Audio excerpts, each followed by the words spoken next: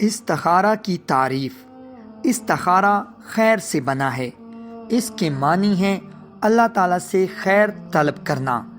استخارہ کا تاریخی پس منظر: زمانہ جاہلیت میں دستور تھا کہ جب کوئی اہم کام کرنا ہوتا، مثلاً سفر یا نکاح یا کوئی بڑا سودا کرنا ہوتا، تو وہ تیروں کے ذریعے فال نکالا کرتے تھے۔ یہ تیر کعبہ شریف کے مجاور کے پاس ہوا کرتے تھے۔ ان میں سے کسی تیر پر لکھا تھا امرنی ربی، مجھے میرے رب نے حکم دیا، اور کسی پر لکھا تھا نہانی ربی، مجھے میرے رب نے منع کیا، اور کوئی تیر بے نشان تھا، اس پر کچھ لکھا ہوا نہیں تھا۔ مجاور تھیلا ہلا کر فال طلب کرنے والے سے کہتا کہ ہاتھ ڈال کر ایک تیر نکال۔ اگر امرنی ربی والا تیر نکلتا تو وہ شخص کام کر لیتا، اور نہانی ربی والا تیر نکلتا تو وہ کام سے رک جاتا، اور بے نشان تیر ہاتھ میں آتا تو دوبارہ فال نکالی جاتی۔ سورۃ المائدہ آیت نمبر 3 کے ذریعے اس کی حرمت نازل ہوئی، اور حرمت کی 2 وجہیں ہیں۔ نمبر 1، یہ ایک بے بنیاد عمل ہے اور اللہ پاک سے تعلق نہ ہونے کی وجہ ہے۔ نمبر 2، یہ اللہ تعالیٰ پر جھوٹا الزام ہے کہ اللہ تعالیٰ نے حکم دیا ہے، یا یہ کہ اللہ تعالیٰ نے منع کیا ہے، حالانکہ یہ بالکل غلط اور بے دلیل بات ہے۔ نبی اکرم صلی اللہ علیہ وآلہ وسلم نے صحابہ رضی اللہ تعالیٰ عنہ کو فعال کے مذکورہ بالا طریقے کے بجائے استخارہ کی تعلیم فرمائی۔ استخارہ کی ضرورت: بندوں کا علم ناقص ہے۔ بسا اوقات ایسا ہوتا ہے کہ بندہ ایک کام کرنا چاہتا ہے اور اس کا انجام اس کے حق میں اچھا نہیں ہوتا، یا وہ خود شک میں ہوتا ہے۔ احادیث مبارکہ میں اس کے لیے استخارہ کی تعلیم دی گئی ہے، اور بتایا گیا ہے کہ جب کوئی خاص اور اہم کام درپیش ہو تو 2 رکعت نماز پڑھ کر اللہ تعالیٰ سے رہنمائی اور کام میں آسانی کی دعا کر لینی چاہیے۔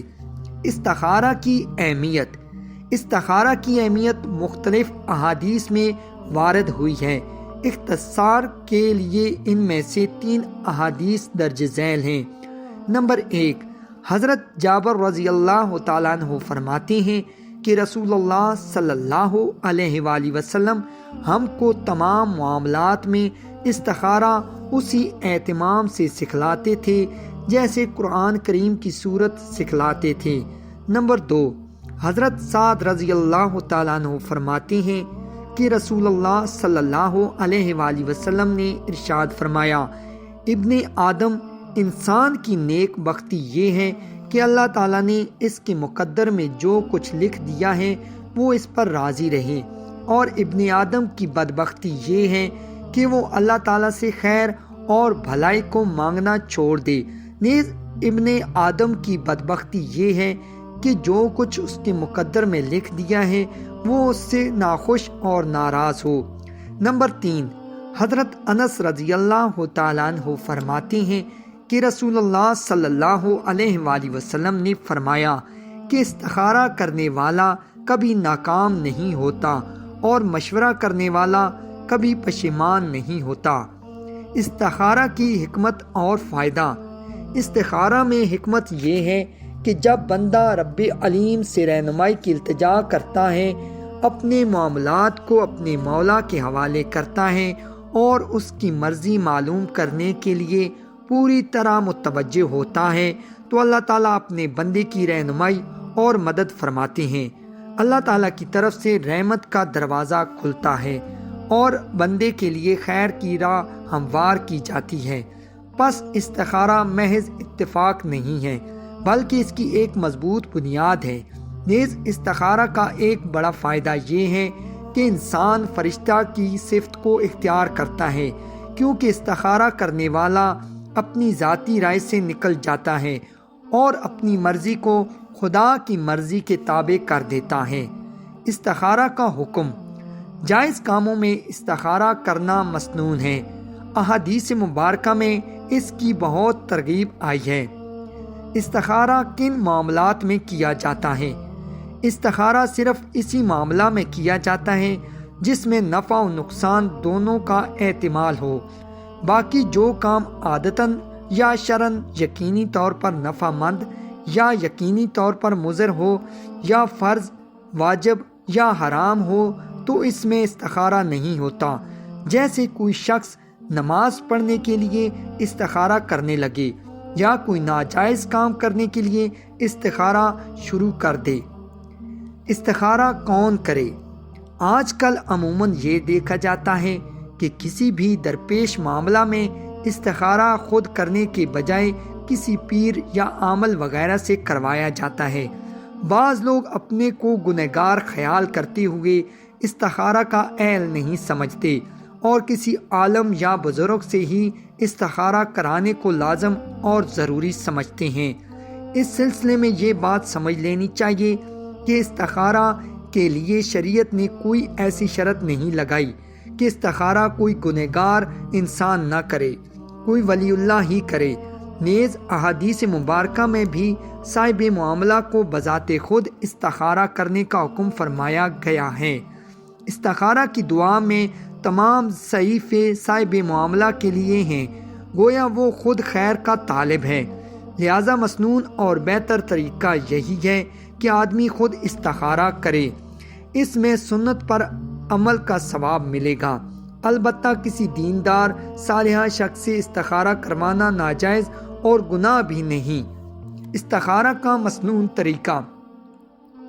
استخارہ کا طریقہ یہ ہے کہ پہلے 2 رکعت نفل نماز پڑھے، اس کے بعد خوب دل لگا کے استخارہ کی دعا پڑھے۔ مشائخ سے یہ بھی منقول ہے کہ استخارہ کے مذکورہ بالا طریقہ پر عمل کرنے کے بعد بہتر یہ ہے کہ آدمی پاک و صاف بستر پر قبلہ کی طرف منہ کر کے باوضو سو جائے۔ جب سو کر اٹھے اس وقت جو بات دل میں مضبوطی سے آئے اسی پر عمل کر لیں۔ استخارہ کی مدت اور وقت۔ استخارہ کے لیے شرعاً کوئی مدت متعین نہیں ہے، لہذا اگر ایک دن میں دل کا تردد دور نہ ہو تو دوسرے دن بھی ایسا ہی کر لے۔ اسی طرح 7 دن تک کرے، پھر جس طرح بہتر معلوم ہو ویسا ہی کر لیا جائے۔ نیز چونکہ احادیث مبارکہ میں استخارہ کے لیے کسی خاص وقت کا تعین نہیں کیا گیا ہے، لہذا استخارہ کے نفل رات یا دن کسی بھی وقت پڑھے جا سکتے ہیں، اس کے لیے رات کی تخصیص نہیں۔ البتہ چونکہ رات کو تنہائی اور یکسوئی کا وقت ہوتا ہے، اس لیے عموماً اسی وقت استخارہ کیا جائے۔ اللہ تعالیٰ کی طرف سے بندے کو رہنمائی کیسے ملتی ہے؟ حدیث شریف میں یہ بات متعین نہیں کی گئی کہ بندے کو رہنمائی کس طرح حاصل ہوگی۔ اللہ تعالیٰ کے بندوں کا تجربہ ہے کہ یہ رہنمائی بسا اوقات خواب وغیرہ میں غیبی اشارہ کے ذریعہ ہوتی ہے، اور کبھی ایسا بھی ہوتا ہے کہ دل میں اس کام کے کرنے کا جذبہ شدت سے پیدا ہو جاتا ہے، یا اس کے برعکس اس کی طرف سے دل بالکل ہٹ جاتا ہے۔ ایسی صورت میں ان دونوں میں سے کسی بھی کیفیت کو من جانب اللہ اور دعا کا نتیجہ سمجھنا چاہیے، اور اگر استخارہ کے بعد کسی ایک طرف طبیعت کا میلان نہ ہو تو استخارہ بار بار کرنا چاہیے۔ استخارہ کے مطابق یا اس کے خلاف کرنے کا حکم۔ استخارہ کرنے کے بعد جس چیز کی طرف دل کا رجحان ہو اور ظاہری حالات بھی اس کے موافق معلوم ہو اسی کو اختیار کر لینا چاہیے۔ تاہم اگر دل کا رجحان کسی ایک جانب ہو رہا ہو لیکن ظاہری حالات و مسئلتوں کی بنا پر کسی دوسری بات میں ترجیح نظر آ رہی ہو تو اسی کو اختیار کر لینا اور اسی پر عمل کر لینا چاہیے، اور اس بات کو استخارہ کے منافی نہیں سمجھنا چاہیے۔ ایک اہم اور توجہ طلب بات یہ ہے کہ بعض لوگ اپنے معاملات کے لیے صرف استخارہ ہی کو بنیاد بناتے ہیں اور ایک دوسرے اہم ترین عمل مشورہ کو نظر انداز کر دیتے ہیں۔ حالانکہ مسلمان کو چاہیے کہ جب کسی کام کے لیے استخارہ کرے تو اس کام کے بارے میں اپنے خیر خواہوں بزرگوں اور اس کام کی اچھی سمجھ رکھنے والوں سے مشورہ بھی کرے، کیونکہ مشورہ حکم قرآنی ہے، مسنون ہے اور احادیث میں مشورہ کی بہت تاکید وارد ہوئی ہے۔ ایک ضروری وضاحت: مذکورہ بالا طریقہ کے مطابق استخارہ و مشورہ کرنے کے باوجود اگر بعد میں نتیجہ بجائے ناموافق نظر آئے تو آدمی کو استخارہ و مشورہ ترک نہ کرنا چاہیے، بلکہ یوں سمجھنا چاہیے کہ اللہ تعالیٰ نے مجھے بڑی برائی سے محفوظ رکھا ہے اور یہی میرے حق میں بہتر تھا، جس کی حقیقت اگرچہ ابھی نظروں سے پوشیدہ ہے، تاہم قیامت کے دن سب ظاہر ہو جائے گا۔